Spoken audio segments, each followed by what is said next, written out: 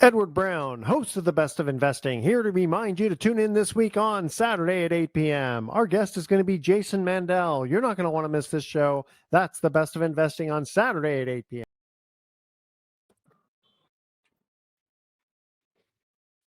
Welcome. You're listening to The Best of Investing. I'm your host, Edward Brown. Our phone number is 888-912-1190. Use that number to answer the trivia questions for a 5-pack tanning certificate given away during this show. That certificate is not sponsored by the radio station, but by Tan Bella Tanning Salon with 2 locations in San Francisco and 1 in Marin. Today's trivia theme is planets. We'll see how well everybody knows their planets. Today, we have a special guest, David Selig, who is an enrolled agent of True Tax Help. And this is perfect because we're in the busy time of tax season. And I'm so glad that David's able to join us because I'm sure he's like taking a break from his tax practice to be on the show. David, welcome to the Best of Investing. Thanks for having me. It's a real pleasure. Well, thank you. All right. So let's just get right into it. April 15th is right around the corner.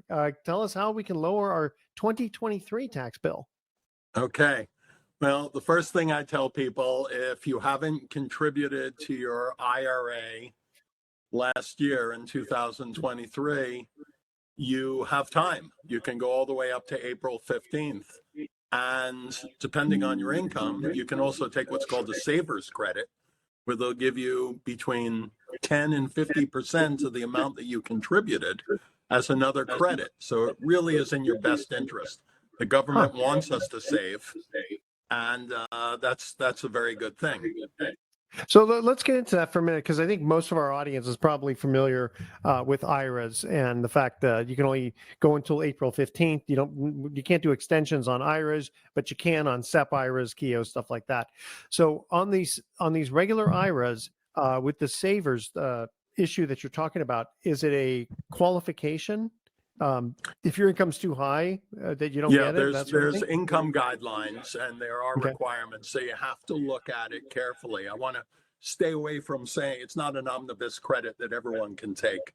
I sometimes think that the people who write up these regulations, they're almost sadists, because you have to read them through on so many separate occasions. It's, if you look at the Internal Revenue Code, the code itself is less than 7,000 pages, but with the explanations and the guidance and the regulation, it's over 75,000 pages.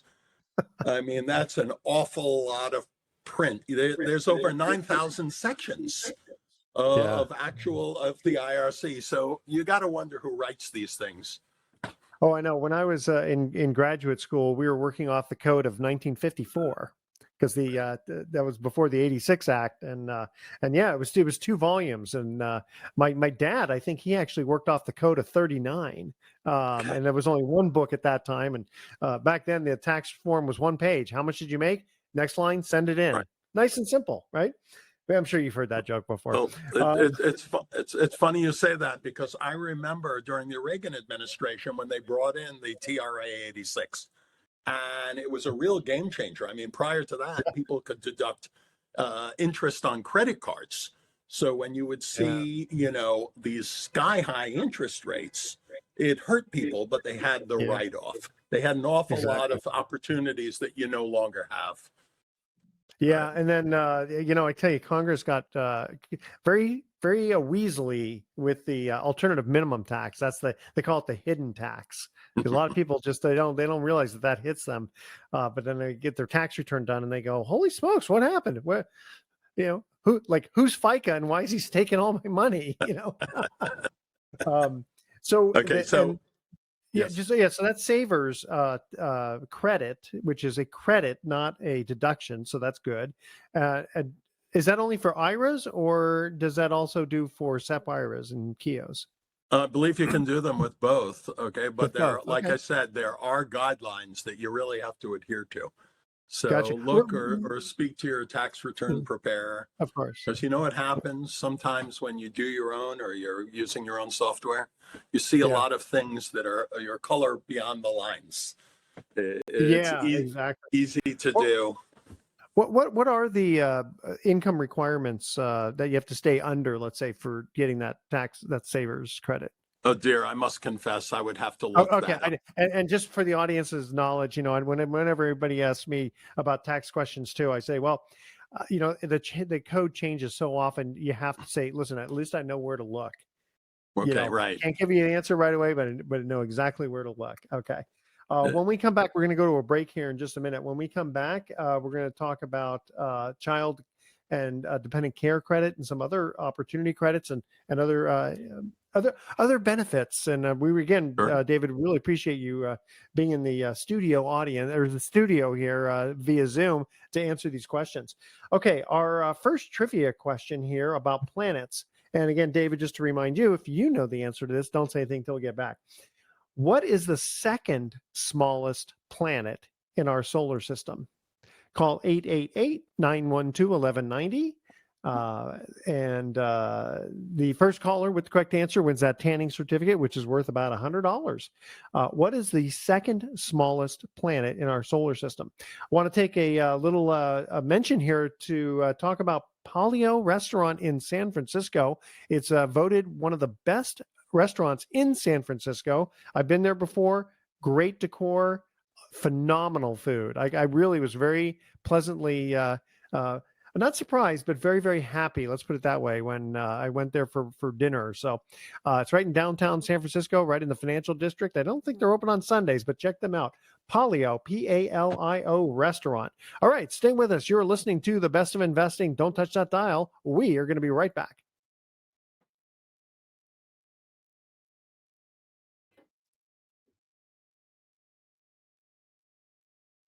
Welcome back to The Best of Investing. I'm Edward Brown, along with my special guest, David Selig, who is an enrolled agent. We're talking taxes, but let's first answer our trivia question.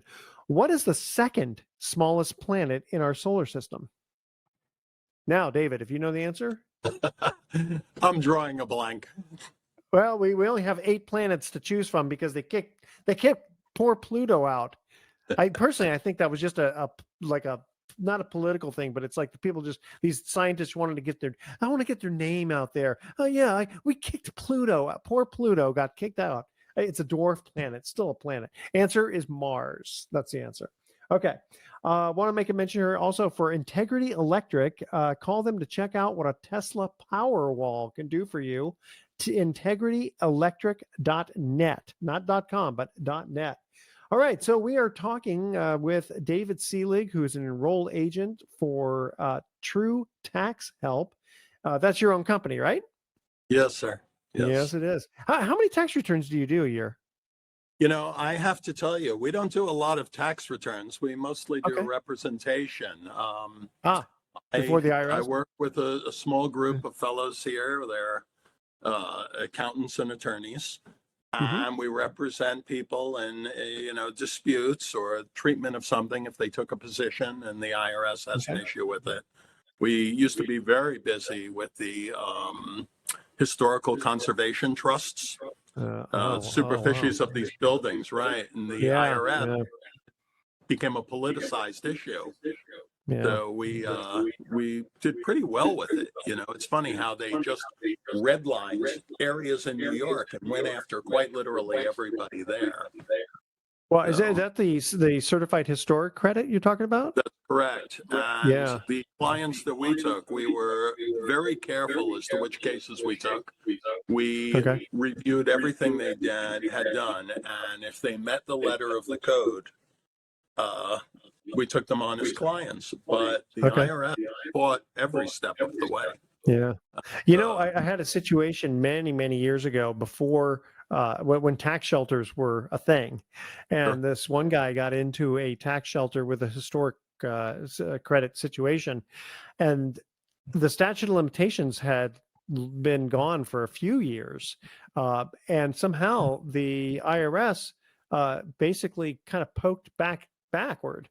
And they showed some kind of statute that said that they were allowed to do that. And it was beyond my pay grade. So we hired a tax attorney and he said, you know what? The IRS is right. I mean, there was some weird rule that they could go back prior to, the statute of limitations expiring. I mean, it was just like, holy smokes, what's the deal with that? It's a fascinating thing. I just had an issue where I was involved in a case for a senior citizen here on Long Island. He was about 84 years old, near indigent. They had done very well. He had been a commissioned insurance salesman for many Yeah. years. But because of his boom and bust lifestyle, his wife couldn't handle it. Hmm. She bought out his share of the house. So the house Okay. was titled solely to her name. They hired an attorney. There was consideration. They had filed everything. That happened about 21 years ago. Okay. He banged up a liability, and the 10-year statute of limitations was about to expire. 10 They year. tried, and they tried to say that that conveyance was fraudulent, Hmm. and that would set aside the statute of limitations, or and essentially Yeah. they could attach the house to him as if function over form. Yeah. And I thought the result of that was so inequitable because, as I said, he was near indigent. They were taking the lion's share of his Social Security, and he just acquiesced. He was a pro bono client, by the way, and he just couldn't stand up to them. So the result is, when the wife goes into a facility because she had poor health, essentially they're going to take this, and it was a relatively small amount. We're not talking about hundreds of thousands of dollars. Yeah. I thought that was not really a fair. And the thing is, because they are use the word fraud, if I remember correctly, there's no statute of limitations for fraud.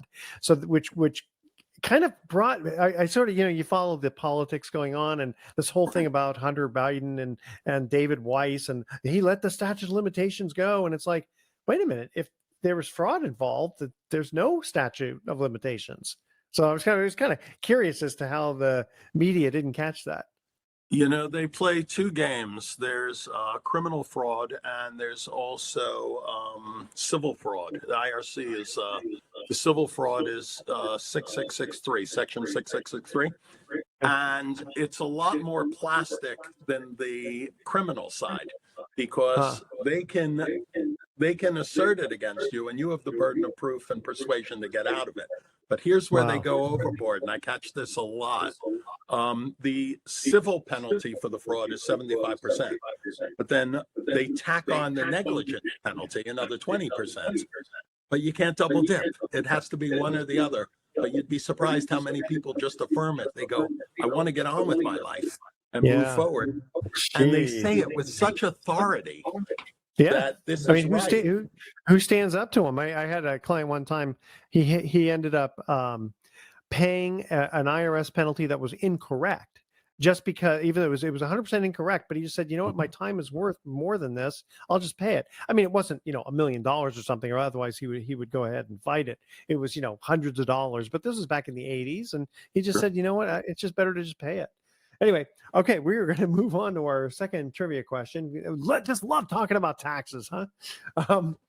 Let's see here. We're talking planets is our theme, and here is the second trivia question.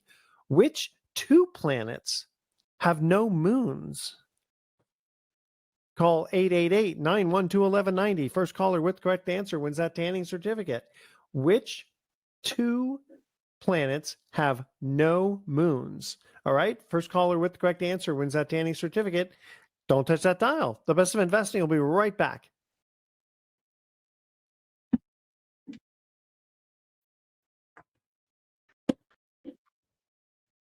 Welcome back to the Best of Investing. One more time, I'm Edward Brown, your host, along with David Selig, who's an enrolled agent, and we're very blessed to have him take a time from his busy tax schedule to be with us.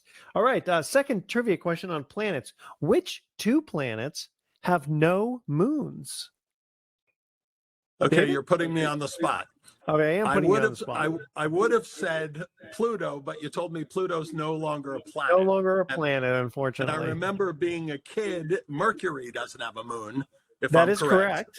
That is correct. So now I've only got a few left. We have a moon. Saturn, I think, has a couple of moons. Yeah, Saturn's got a lot of moons. I'm feeling Rome, baby. I'm gonna say Venus.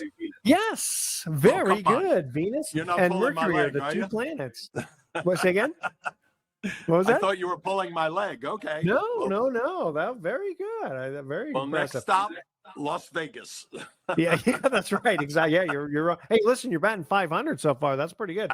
Want to make a mention here also for the Tahoe Lakeshore Lodge, beautiful beachfront property in Lake Tahoe. In fact, as we're speaking right now, they're probably getting a whole bunch of snow for great skiing. So check them out, the Tahoe Lakeshore Lodge.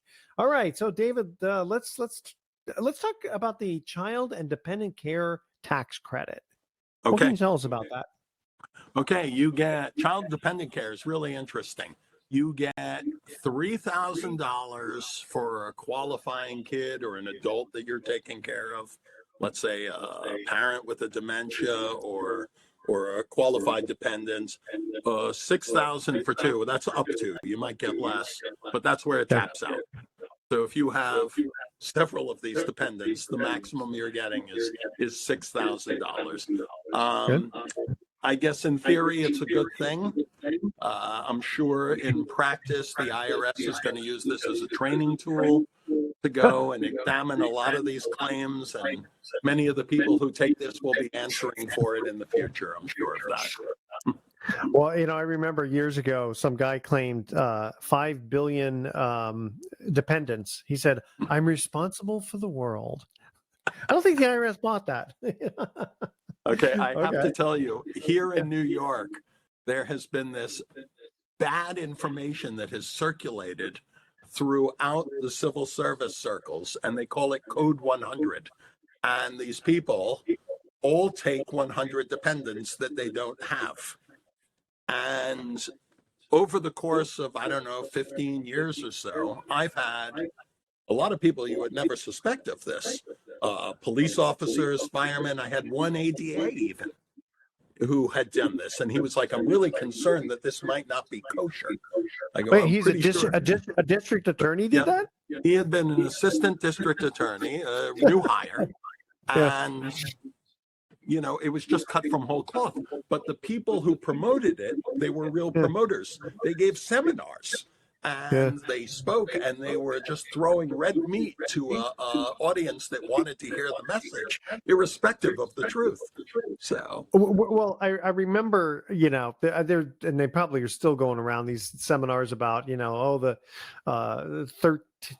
What is it, 16th Amendment? There was never ratified. So never ratified, so it's not good. But I go, yeah, you spend the rest of your life in jail trying to fight that one. But I never heard about this Code 100. What's the whole idea about 100, and what's the deal? You got me. Everyone who tried to explain it to me, I glazed over because it was, I've got enough real information I have to retain. Yeah. And when you hear that type of nonsense, you got to be careful because some of it almost has the stamp of truth on it. But I have to emphasize almost. But I mean, that kind of goes beyond logic, because I'm trying to think, how could you claim 100 dependents? I mean, even if you had cats, you probably don't have 100 cats. I know people try to claim their pets as dependents, but every year people take their beloved trouble. pets. They say, "This is Fluffy. He's my, baby. So give me the deduction." Yeah. The interesting thing is the IRS allows you all the deduction. I mean, the expenses, if you're moving for business, of transporting your dog or cat. You can even pay for, you can pay for a plane ticket. I think that's IRC 72. Not certain. Really interesting. That's interesting. And you can cover their expenses. And it's funny, people never take that deduction, but they take the fake one. Wouldn't think about it. Yeah, you take the regular moving one. Yeah, that's crazy. It's funny because that actually might be more than the dependent it's part. A good one. What part of New York are you from? I live on Long Island, but my office is in New York City. So don't you guys have an extra tax, don't you? Oh yeah. There's a tax on the tax here. In New York City, they have what's called a bagel tax, and that's not a euphemism. That's real. If you have a delicatessen that sells bagels, they're sold at one price. If the bagel is sliced, there's an extra tax on that. That's 100% real. I've heard of the stuff. Well, it's sort of like in the grocery store. If you buy regular food, it's not taxed, but if it's been heated up, then it gets then it gets taxed. But interesting. Well, New York City has a unique way of getting between the wall and the wallpaper, which incidentally, they tax both of those things, which is fascinating if you think about it. Yeah. Is there an exodus from New York? I mean, you kind of hear A all this mass stuff. exodus. Wow. But Is that in New York enough, City? That's New York City, though. That's not. I mean, that might be Brooklyn and the Bronx and all that, and New York City, but that's not all of New York. Like Buffalo, as an example. Right? Manhattan and Long Island and the boroughs, they pay the freight for the entire state. Gotcha. Okay, this is the economic engine, and a lot of the firms, adios. Wow. I mean, Mayor Adams sure has a large task ahead of him. I think he kind of changed from his sanctuary city to we need help. Yeah, I've been kind of following that stuff. What ridiculous. Okay. We're going to go to our third trivia question. Here we go. What is the densest planet in our solar system? Because, right, some of them are kind of made up of gas. That's our trivia question. Call 888-912-1190. First caller with the correct answer wins that tanning certificate. Remember, you only have 8 planets to choose from, right? So it's not so hard. Okay, that's our trivia question. Stay with us. You're listening to The Best of Investing. Don't touch that dial. We're going to be right back.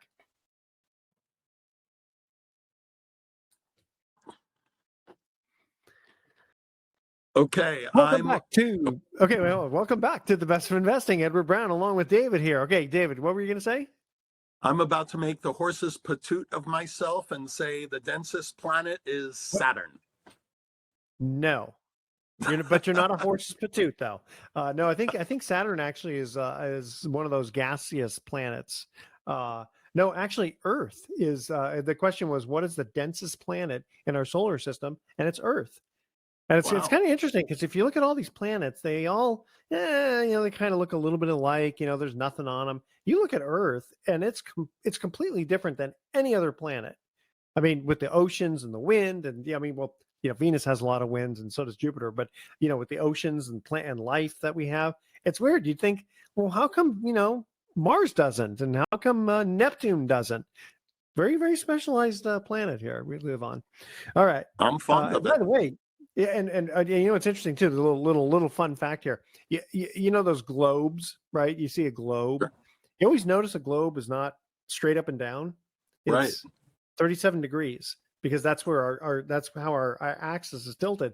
And apparently, if we were tilted like 3 degrees difference, no life would exist on Earth.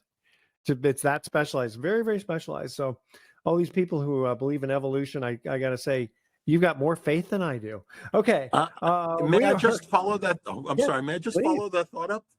Yeah. A good friend of mine suggested that if you disassembled a watch and you put it into a dryer for 10,000 years, you wouldn't take out an assembled watch. Yeah, exactly. Yeah, it's the same thing. It's like you take a well, we used to say like with an airplane, a bunch of airplane, or let's say put it this way, a Mercedes, if in 5 million years or 5 trillion years will not turn into a 747. I can pretty much guarantee that. It's funny too, because again, this has nothing to do with taxes, but they meaning, these evolutionists talk about, well, there's just not enough time. So it's like, okay, let's say you take a piece of paper that's, it's got a nice painting picture on it, whatever, and you rip it up into 1,000 pieces and you drop it randomly from 10 feet. What are the odds that it will land exactly to put the puzzle piece back together? Pretty close to 0, right? So what the evolutionists are saying is, well, you're not dropping it from far enough away. You have to go up in an airplane and drop it, and then it'll fall into being a puzzle piece, together. I mean, it's like, really, that's your answer? No, it's called the second law of thermodynamics, the law of entropy. Things go from order to disorder, i.e., in 1 million years, that Mercedes-Benz will turn to dust. It's not going to turn into a 747. And there you have your evolutionary biology, paleontology, whatever you want to call it, theme for the day. Okay. So let's go talk about this. If you have a kid or a spouse in college, you can take the American Opportunity Credit and claim up to $2,500. And if you don't owe any taxes, you can still receive a $1,000 tax refund because it's a refundable credit.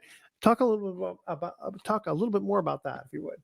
That's one of the credits that is great and easy to take, but if you actually read the rules, they're so convoluted. It Always. is hysterical. So you get this $2,500 amount.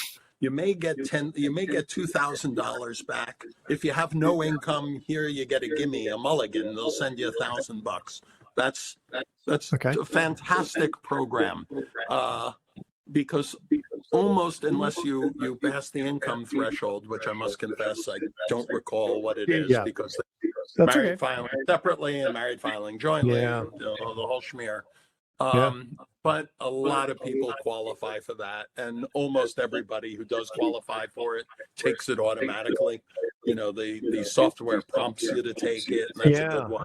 Yeah. They don't necessarily prompt you to take things like the lifetime learning credit that can cover $2,000 of qualified expense, or a couple of the other things that are available. Okay. I was noticing I'm seeing a lot of electric vehicles on the road. You probably see a lot in California.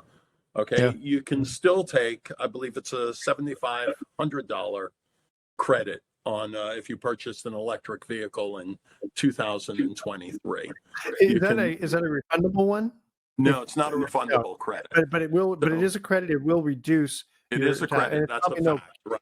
And no carryover, probably.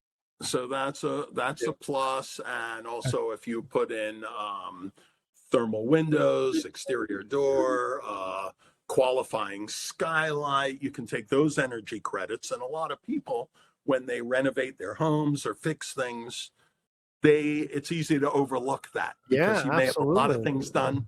So, if you can lower that number, it's always in your best interest to do so. Let me ask you. Let me ask you from a philosophical standpoint here, and we've got about a minute to go. About a Roth IRA compared to a regular IRA. Now, Roth IRA, there are limitations. If your income's too high, you can't take a Roth IRA. And let's assume that you don't have any other plan at work, because then the rules change for that too. But just generally, a Roth IRA compared to a regular IRA. And we'll talk for about 45 seconds about it. And if we need more time, we'll go into the next segment on it. What are your feelings on it? I like both, but I have to tell you, I'm a very strong proponent of self-directed IRAs. Okay, and you can have a Roth self-directed IRA or a traditional. Sure. The reason why I like self-directed Roth IRAs is you're in control, and you're not limited to just stocks, bonds, and CDs.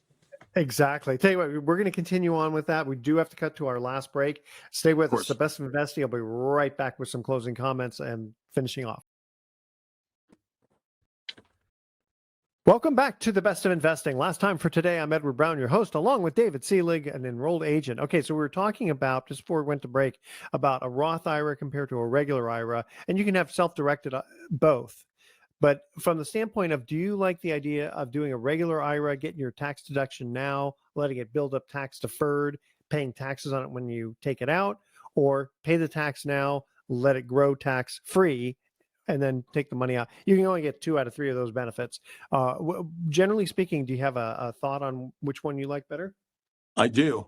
For my preference is the Roth, because you can really clean up. If you meet the requirements, I'll give you an example.